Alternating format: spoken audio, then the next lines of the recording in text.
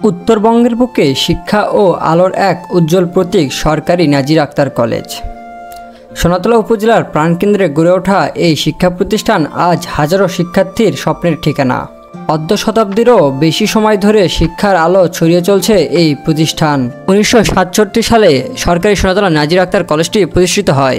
শুরুতে এটি সাধারণ কলেজ হিসেবে যাত্রা শুরু করলেও ধীরে ধীরে এটি হয়ে ওঠে অঞ্চলের প্রধান শিক্ষা কেন্দ্র। 2018 সালে কলেজটি সরকারি শিক্ষা প্রতিষ্ঠানে রূপান্তরিত হয়, যা এই অঞ্চলে শিক্ষার্থীদের জন্য ছিল এক যুগান্তকারী অর্জন। কলেজটিতে উচ্চ মাধ্যমিক, স্নাতক পাস এবং স্নাতক সম্মান পর্যায়ে পাঠদান করা হয়। বাংলা, ইসলামের ইতিহাস ও সংস্কৃতি, রাষ্ট্রবিজ্ঞান, অর্থনীতি, হিসাব বিজ্ঞান ও ব্যবস্থাপনা এই 6টি বিষয়ে অনার্স কোর্স চালু রয়েছে। দক্ষ ও অভিজ্ঞ শিক্ষকমণ্ডলী প্রতিদিন ক্লাসে পাঠদানের পাশাপাশি শিক্ষার্থীদের নৈতিকতা ও মূল্যবোধ শেখাতে দৃঢ় প্রতিজ্ঞ।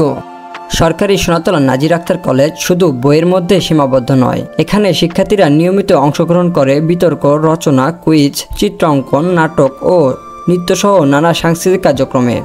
জাতীয় দিবসগুলো উদযাপিত হয় গভীর শ্রদ্ধা ও আনুষ্ঠানিকতার সাথে। শিক্ষার্থীদের আত্মবিশ্বাস ও সৃজনশীলতায় গড়ে তোলে এক আলোকিত ভবিষ্যৎ।